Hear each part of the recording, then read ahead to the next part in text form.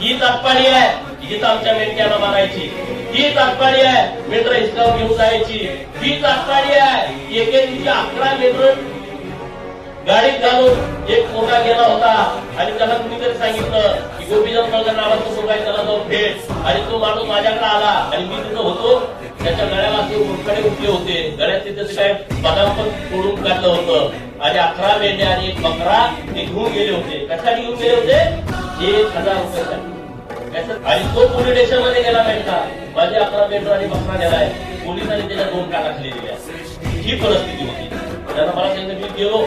आता तुम्हाला माहित आहे मी नुकतं जात जातो 200-300 माणसं गोळा झाली पोलीस स्टेशन. आणि मी त्या पोलिसाला पहिला विचारताय का मारलं तुम्ही, कशासाठी मारलं? तो तसं बघ करायला लागला. म्हणजे ह्याच्यात मेंढ्या गेले तुम्ही ह्याला मारताय. त्या लोकांना कळालं की मी तिथं आलोय. ते लागले फोन करायला तारण्याला इकडून तिकडून पोलिसांना फोन की पुजारवाडीत येऊन मेंढ्या घेऊन जावा. एवढं पुजारवाडीत नाही, मेंढ्या इथं आणून सोडायच्या, त्यांच्या ताब्यात द्यायच्या. तर इथं मी जाईल. 10व्या मिनिटात मेंढ्या ताब्यात दिल्या. ती मेंढी मला आली अभिनंदन वगैरे काय नाही म्हणलं. संध्याकाळी त्याला गुरासारखा मारायचा आणि मग मला फोन करायचा.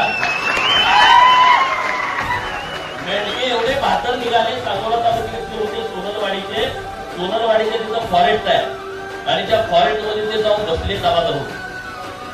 जोपर्यंत तो गडी त्यांना दिसत